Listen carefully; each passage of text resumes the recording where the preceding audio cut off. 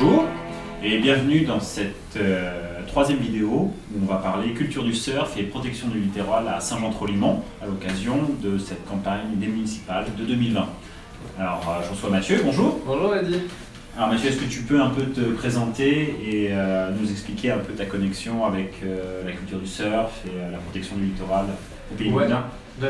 Alors du coup j'ai grandi sur le territoire de Saint-Jean-Trolimont depuis que j'ai 9 ans. J'ai fait mon lycée à l'ANEC Pont-l'Abbé où je suis entré dans la section clé, du coup le centre de labellisation d'entraînement à la Torche, entraîné par Ronan Chatin et le 29, l'ESB, l'école de surf de Bretagne, où j'ai pu m'épanouir dans le surf, la pratique du surf quasi quotidienne, la semaine et le week-end. Donc j'ai pu voir de mes propres yeux les ressources du pays du Boudin et d'Audierne et de partout, grâce au surf. Et du coup j'ai pu faire aussi de belles rencontres avec des gens qui maintenant peuvent être connus mondialement pour le surf ou localement. Alors Mathieu, par rapport au Pays du Boudin, donc les sports nautiques de manière plus large, plus précis, plutôt les sports de glisse, ça fait 30 ans à peu près que ça existe. Ça a commencé avec la planche à voile en baie d'Audierne et maintenant on arrive à différentes disciplines et surtout un attrait touristique très très fort. Donc comment tu penses que des communes comme Saint-Jean-Trolimont par exemple devraient relever un peu les défis à la fois climatiques et environnementaux qu'amène une présence touristique accrue face à l'attrait que génère Saint-Jean-Trolimont et toute la baie d'Audierne en matière de surf et la Bretagne de manière générale en matière de tourisme nautique face aux canicules que rencontrent les zones traditionnelles touristiques. Il y a un afflux là, plus 30% d'un coup. Est-ce qu'on a les infrastructures? Qu'est-ce qu'il faudrait améliorer?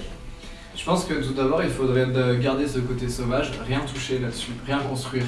Il faut absolument rien construire, rien... On a déjà des ressources qui sont là, qui sont méconnues ou qui peuvent être cachées dans des endroits.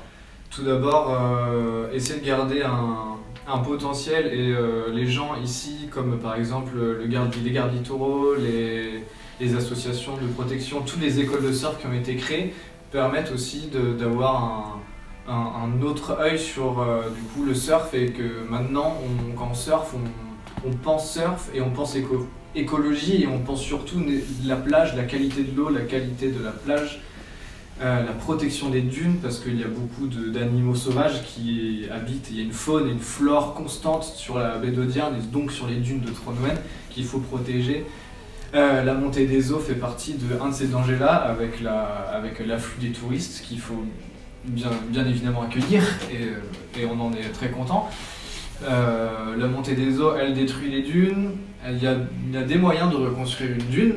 Il y a aussi la question de la gestion des déchets sur les plages. Ouais. Donc Tronouenne, la plage de Tronouenne qui occupe Saint-Jean-Trolimont, donc tout ce qui est gestion des déchets touristes, mais aussi gestion des déchets tout simplement humains. Qui viennent de la mer aussi. Et qui viennent de la mer. Qu'est-ce que tu aurais comme piste là-dessus pour vraiment changer les choses à Saint-Jean? Du coup, on a la chance d'habiter sur une côte où il commence à y avoir pas mal d'écoles de surf qui, non pas prennent leurs responsabilités, mais font les choses pour que ça change et qu'une plage soit propre et qu'elle soit praticable et qu'elle soit agréable pour tout le monde. On peut s'appuyer sur plusieurs écoles de surf, il y en a sur Tronouenne, il y en a sur Plumeur, et puis regrouper tous ces gens pour ramasser les déchets.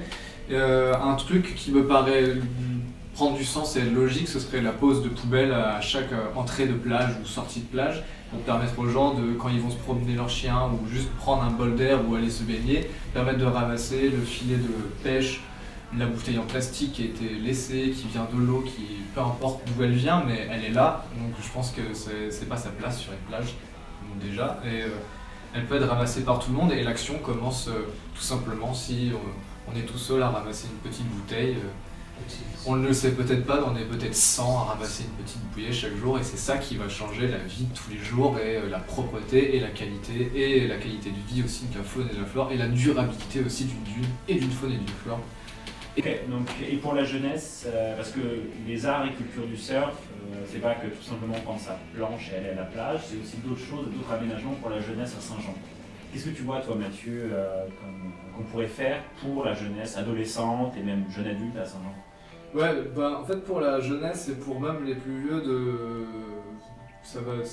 j'avais une idée comme ça, c'était un pump track, du coup, c'est quelque chose qui se fait beaucoup dans les Landes et dans le sud-ouest, même autre part dans les terres. C'est un enchaînement de bosses comme un enchaînement de bosses de cross pour les vélos, enfin pour les BMX ou pour les vélos. Et du coup là il se serait goudronné, alors du coup je suis en train de rechercher pour voir si je peux le faire en éco-concept. Ce serait du coup un enchaînement de bosses qui rappelle au surf, parce qu'en fait il n'y a pas besoin, on peut pratiquer le skate, la trottinette, le BMX, n'importe quel sport à roues en fait, et on n'aura pas besoin de générer une vitesse en fait autrement que par son propre poids. C'est-à-dire qu'en fait on aura juste à appuyer sur son skate, s'alléger, appuyer comme en surf pour accélérer, et ça pourra gérer nos vitesses. Et c'est un circuit en fait comme ça qui se crée, et c'est un gros rapport par rapport à la sensation du surf. Ça reste dans la culture surf, ça reste dans les mêmes sensations. C'est pas très connu ici en Bretagne parce qu'il n'y en a pas beaucoup, il y en a avoir 8 qui ont construit, il y en a un bientôt qui va être créé aussi. Et là je compte essayer de le faire en éco-concept.